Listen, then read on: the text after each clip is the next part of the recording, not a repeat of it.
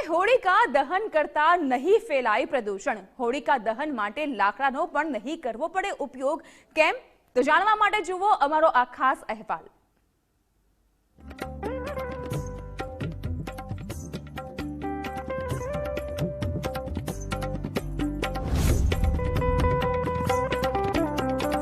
હોળિકા દહનમાં મોટા પ્રમાણમાં લાકડાનો ઉપયોગ કરવામાં આવે છે, જેના કારણે પર્યાવરણને નુકસાન થાય છે।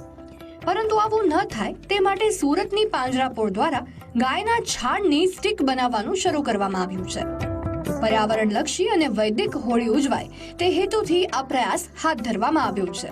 તેની માટે પાંજરાપોળ દ્વારા મશીનની મદદથી 70,000 કિલો ગૌ કાષ્ઠ તૈયાર કરવામાં આવી છે અને આ સ્ટીકની કિંમત પ્રતિ કિલો 25 રૂપિયા છે, જે હોળી માટે વિના મૂલ્યે આપવામાં આવે છે।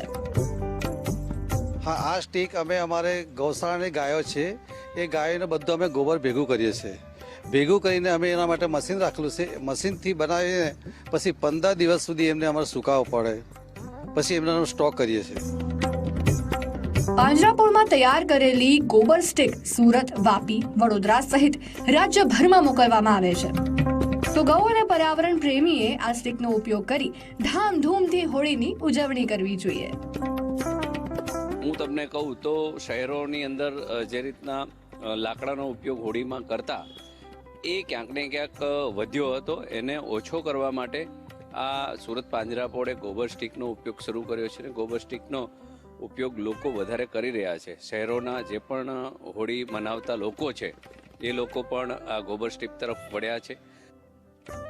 એના માટે થઈને અમે ગયા વર્ષથી આ વૈદકીય હોળી સ્ટાર્ટ કરી છે ને લોકોને ખુશ છે, પર્યાવરણને અનુકૂળતા આવે છે, આપણી ગાય માતાની એક સેવા થાય છે। એના છાણના એમાંથી આ તૈયાર થયેલ સ્ટીક છે તે ઘણી અનુકૂળ આવે છે। સુરતની પાંજરાપોળમાંથી ગૌ પ્રેમીઓ દ્વારા દર વર્ષે ગોબર સ્ટીક ખરીદવામાં આવે છે। તેના કારણે પર્યાવરણની જાળવણી તો થાય જ છે, સાથે સાથે અબોલ પ્રાણીઓની પણ મદદ થશે। કેમેરામેન વિરલ વ્યાસ સાથે ઉદય જાદવ, ગુજરાત ફર્સ્ટ, સુરત।